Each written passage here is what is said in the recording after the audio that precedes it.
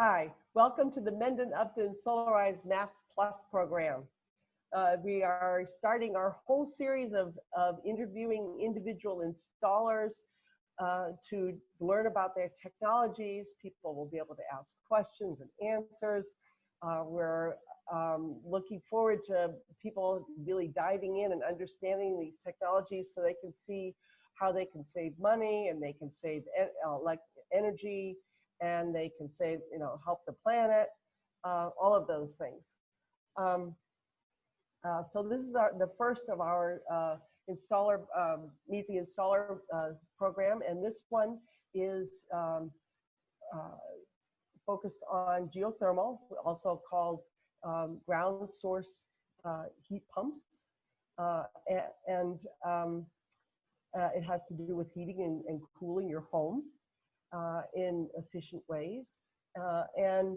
I think before we, so the Solarized Plus program is a program that is offered by the state and with towns to be able to provide energy efficiency, energy efficient and clean energy to homes and residences and businesses in towns that apply for the program through the Massachusetts Clean Energy Center.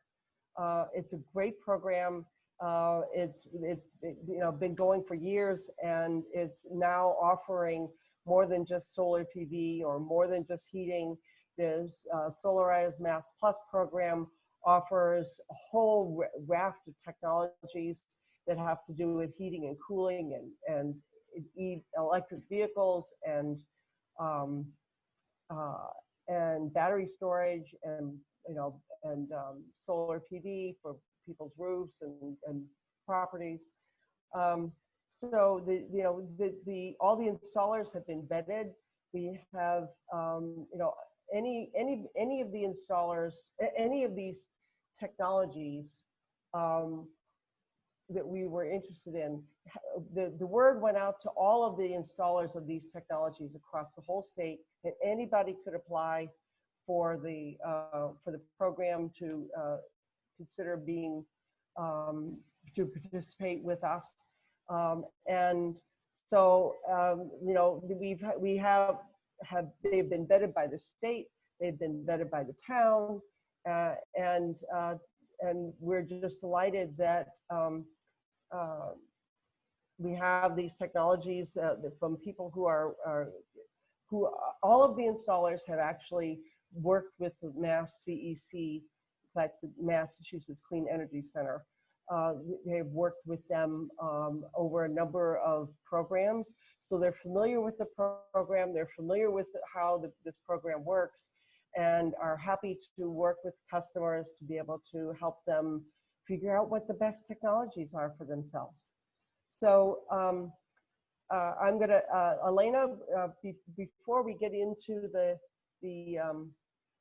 actually having our installer talk, I want people to see that we actually do have a beautiful website that Elena produced. Elena Brugos is one of the volunteer team.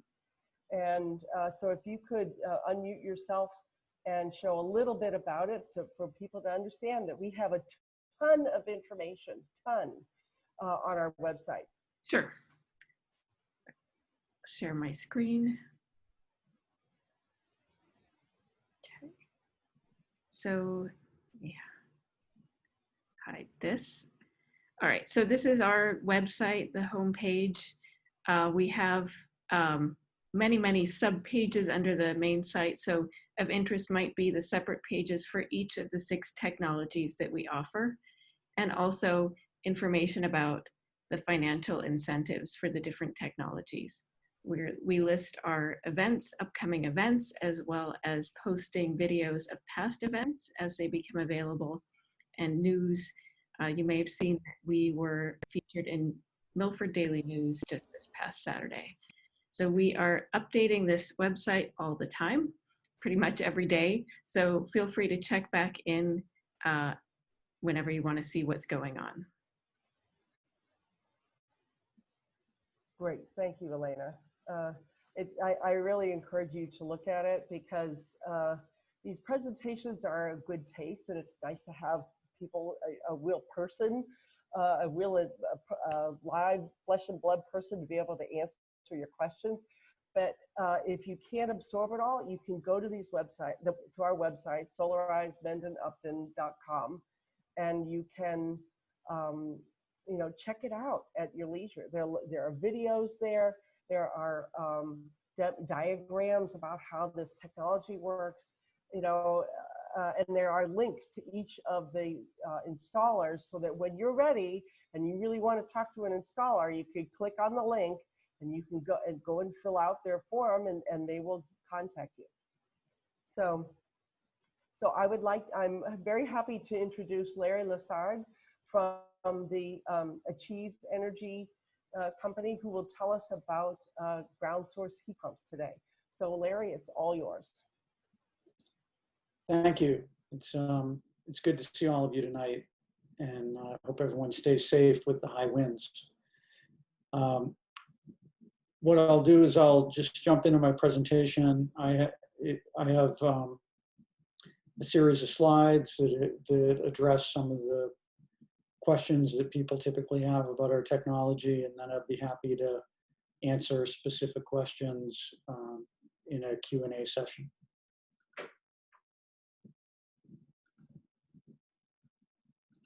All right, hopefully you can all see my screen now. I'm Larry Lessard. I'm from Achieve Renewable Energy. We are the ground source heat pump installer for Solarize Plus in Mendon-Upton.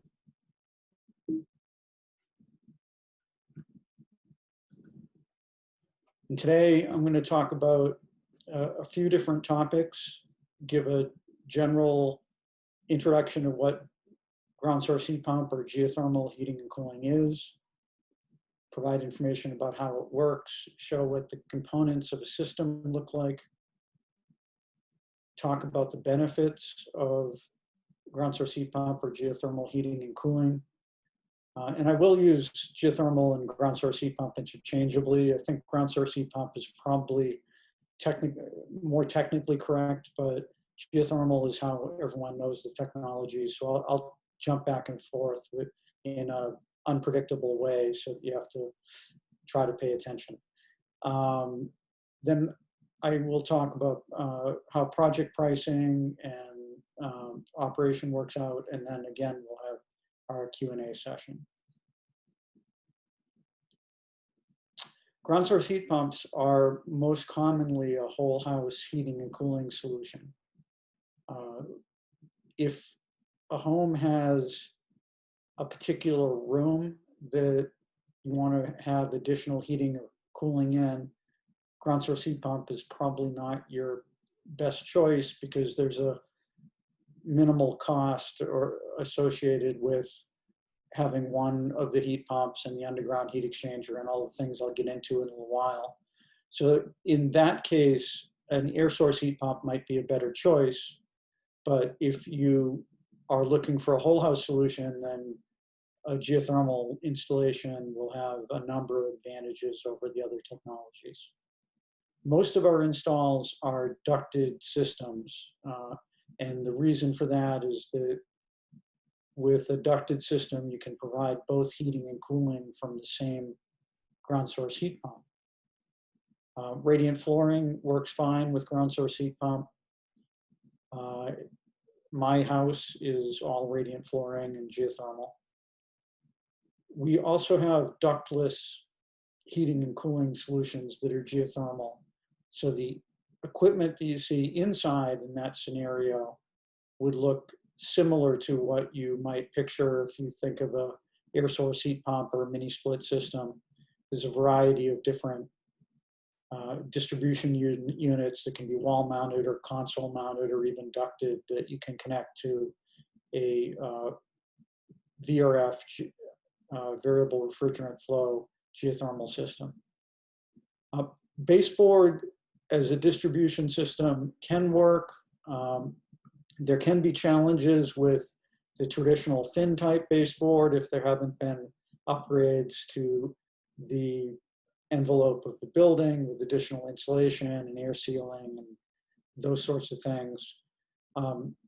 Radiant panels or baseboards, or even that are designed to work at 130 or 140 degree temperature can be fine, and we just evaluate on a case-by-case basis. Old style steam radiators are not likely to have any path for a direct upgrade with a geothermal system, and in those cases we would likely move towards one of the top 3 choices with the green checks, either a ducted solution or a ductless solution, or perhaps radiant flooring retrofit.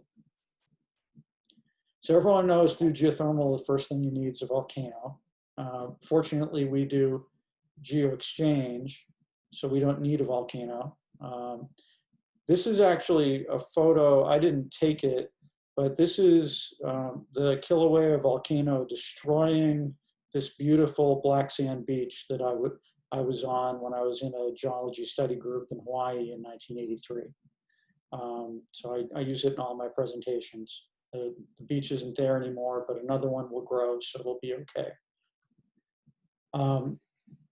The heating and cooling cycles with a ground source heat pump can be visualized pretty simply. The geothermal unit is in the house, usually in the basement, and we will normally have a closed loop system, meaning a sealed set of piping that we circulate an antifreeze solution through. And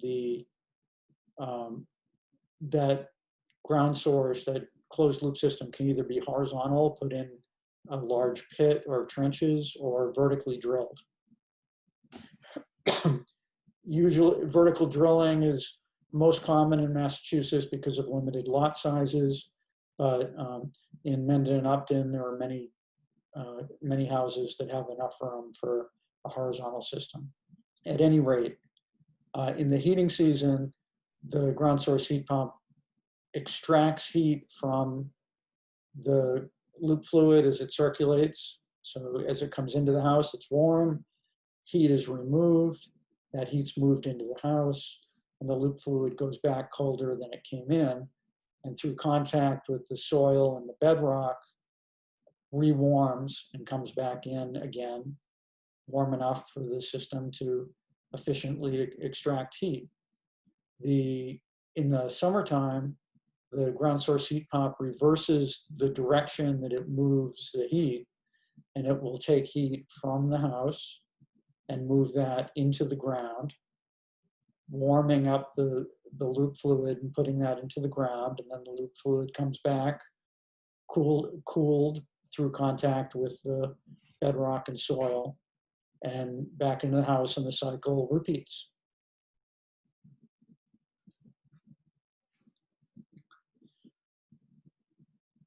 Ground source heat pump systems are the most efficient heating and cooling solution available, and the prime driving factor for that is that the energy used to operate the system isn't used to make the heat, it's instead used to harvest the heat from the ground. And in the case of heating, the energy that's used to harvest that heat also gets converted to heat through operation of the equipment, and that ends up being moved into the house as well. So in this diagram, we see at the top of the arrow, 1 unit of electricity being used to power the equipment, and that's used to harvest 4 units of energy from the earth. So you have 5 units of heating that are delivered into the home. And if you have solar PV, the ground source heat pump actually acts as a form of a renewable energy amplifier, in that a kilowatt of electrical energy that you get from your solar system powering the geothermal system will deliver 5 kilowatts of thermal energy.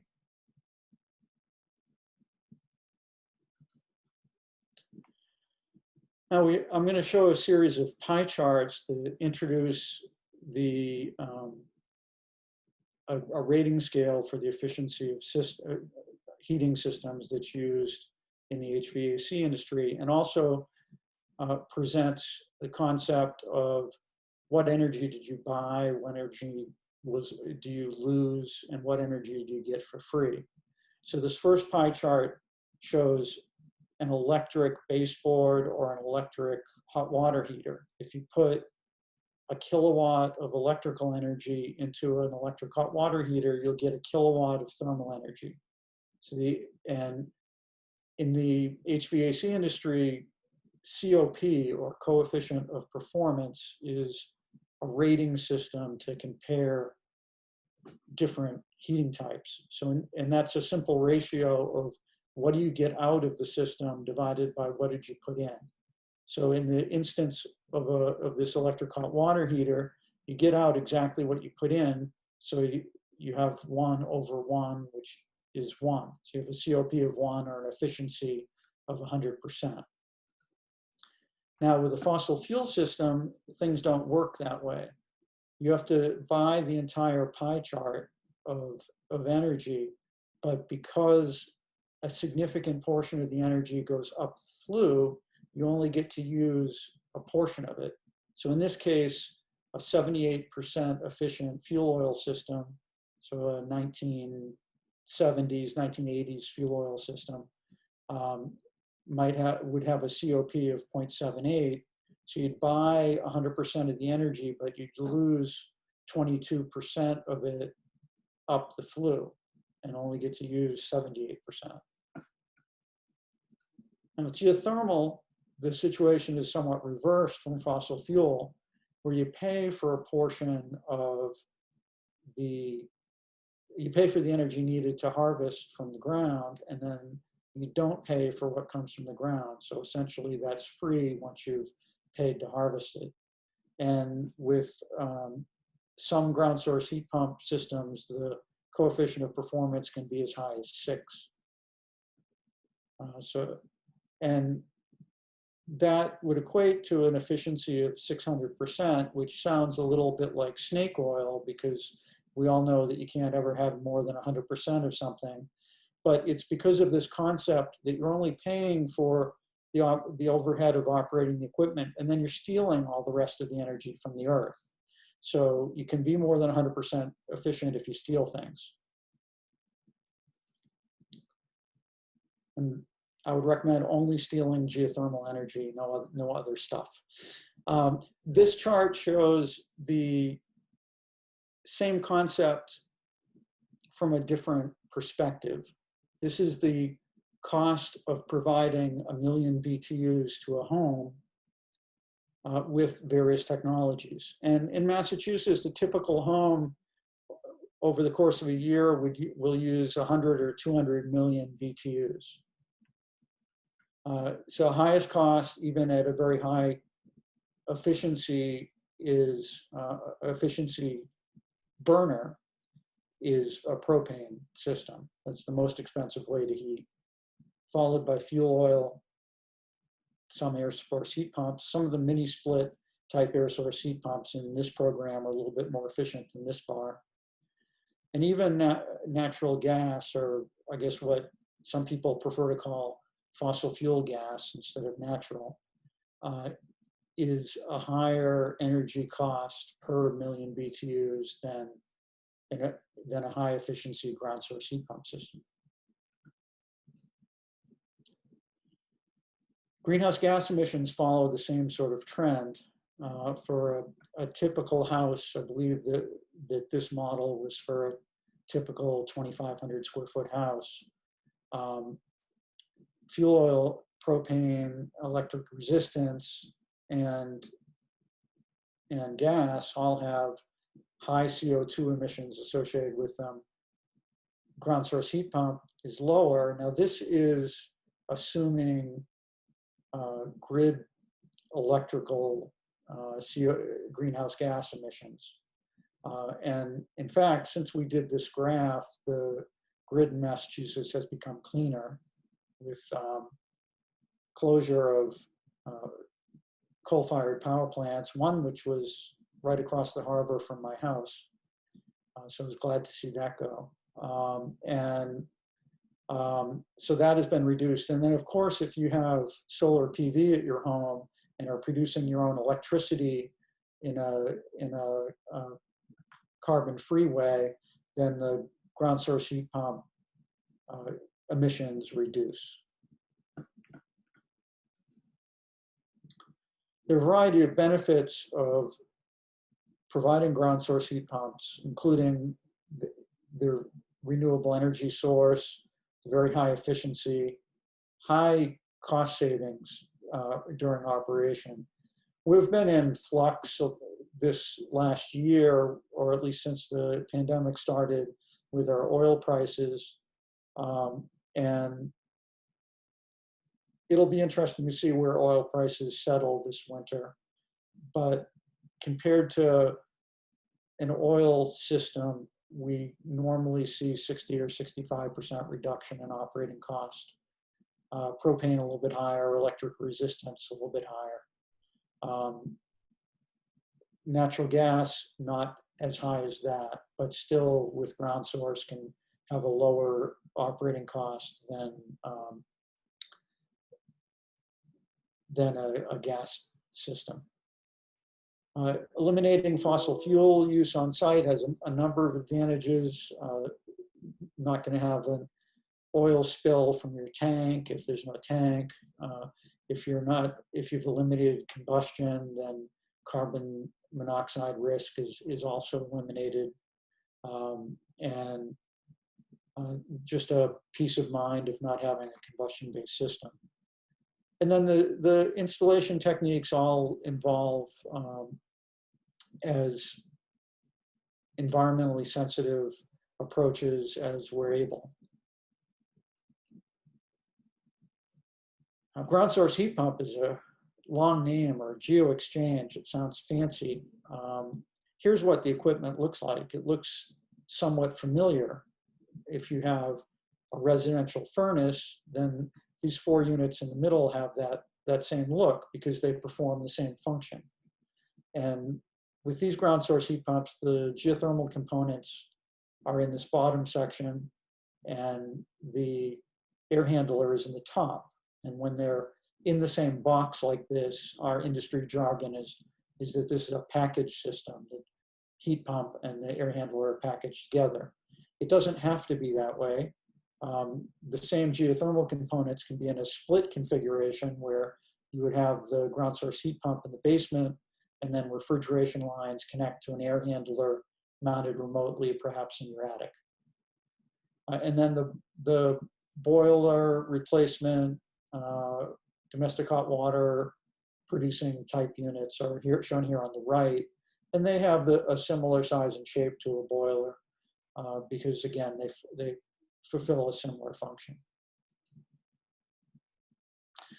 Now, to do an exchange with the ground, we need a ground heat exchanger. And there are 4 common types in the US, 3 of which are common in Massachusetts. The one that's not common is the pond exchange. In Massachusetts, ponds are usually owned by the municipality, not by the people with frontage. And then the permitting to do all the excavation and place the heat exchanger in the pond is onerous. In the Midwest, people have bigger lots and they dig their own ponds. They make these man-made ponds and put geothermal systems in them as well as do other things with the ponded water.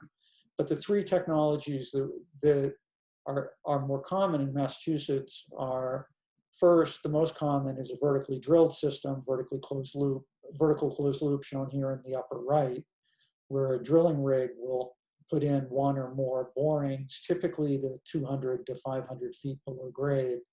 And our heat exchange tubing is placed in those borings, and the antifreeze solution circulates and is used by the heat pump to support heating or cooling. A closed loop system can also be horizontal in a series of trenches or in a large pit. So if lot size is sufficient and we're not going to be destroying mature landscaping, a horizontal system can make sense. For the horizontal system to be less expensive than the drilled system, the drilling has to be, the excavation has to be easy, meaning not a lot of rocks and adequate depth to bedrock and those sorts of things. So it's important to investigate the subsurface conditions before you put in a horizontal system. And then in the lower right is a groundwater-based system. In Massachusetts, we install what are called standing column wells. So that would be a regular well similar to an irrigation or a domestic supply well with the pump located at the bottom. Water is pumped out of the well into the home, processed through the geothermal equipment, and then returned to the well up near the top. And the spacing between where that return is and where that pump inlet is an important design parameter to make sure the well's big enough. Now, wells can have dual purpose. So we frequently put in irrigation wells that have a dual purpose with geothermal, but a domestic water supply well can also have a dual use with a geothermal system. That dual use is allowed by the Massachusetts Department of Environmental Protection, subject to local permitting, which would come through the Board of Health. So there'd be discussion with the Board of Health about the process. Typically, they defer to the various studies and policies that the Mass DEP has published, but sometimes boards of health don't like dual use wells. So it varies somewhat town to town. All right, under Solarized Plus, there is special pricing for our installations. And as Carolyn mentioned, we had to respond to a request for proposals and present our qualifications and our experience and answers to some specific questions, including how we're approaching things with COVID-19 and those sorts of things. And also we had to present bid pricing. So the Mass Clean Energy Center designs that bidding form, and we had to bid 3 base systems, so 3 different size systems that are typical of installations. And they each supported a house with a different heating and cooling demand. We, through Water Furnace, the company whose equipment we sell, actually have 3 model lines of equipment that can be used on our projects in the ducted systems. These base systems were all ducted systems that we bid. So we have 3 base systems in a good, better, and best heat pump category, so a total of 9 system prices. Not every house is like the scenarios for the base systems, so to adjust to a particular home, there's also bid pricing for what are called adders or modifiers, and that allows different options to be added to the base systems, or have those systems expanded or indeed made smaller, or switching them from a ducted system to a ductless system, or to a hydronic system, and all of that. And the goal is to be able to use the modifiers to customize a design to a particular home. The base system pricing and adder pricing is publicly available. I'm not sure if it's up on the Solarized Plus Mendon-Upton site yet, but it can be placed there. If not, we're happy to share it with potential clients. Most of our projects do include adders. People might want more than one heating and cooling zone. Ground source heat pumps are very good at providing multiple zones from one machine. internet connectivity with the water furnace equipment is very powerful, and people like to add that, and additional heating and cooling capacity, and all kinds of other tweaks to the configuration are possible through the adders. There are quite a few. I haven't counted them up, but perhaps 30 to 50 different adders. Ground source heat pump installations are expensive on the top line, but have very good financial incentives. And this chart is meant to illustrate that. A lot of our system installs fall in the range of maybe $40,000 to $80,000 in pre-incentive cost. So here I've just picked $60,000 as an example amount. People's mileage will vary depending on the nature of their home. There's a 26% federal tax credit. So on a $60,000 install, that's worth $15,600. So we're off to a good start reducing that number. The Mass Clean Energy Center has a grant program. It's coming near the end of its funding, so it will end sometime soon, but their average award is about $8,500, so I've included that here. The Mass Department of Energy Resources has their alternative energy credit program, and you are provided these AECs based on the renewable thermal energy being used, the size of your house, and actually can get extra if your HERS rating for your home is below 50. So right now, those AECs are selling at sort of a low price compared to historical. The prices fluctuate on an open market. So right now, an average AEC award might be in the range of $3,000. And then there's no sales tax on ground source heat pumps, so every day is tax-free weekend. And the net cost of the $60,000 system is cut almost in half by these incentives.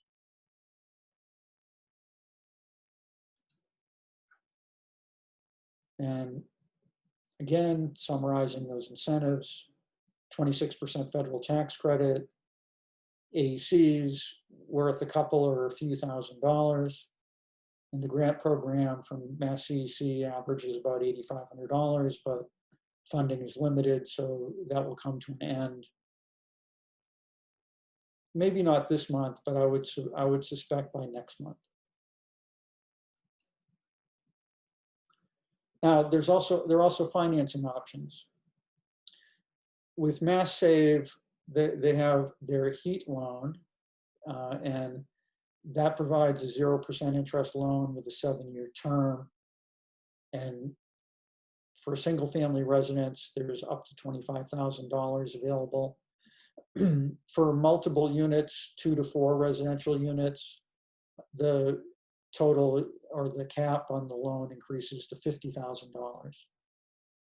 We can provide same as cash financing, depending on what equipment's being purchased, over a 90-day or a 12-month term with no payments, no interest, as long as you pay it within the term, so pay it within the 12 months or within the 90 days.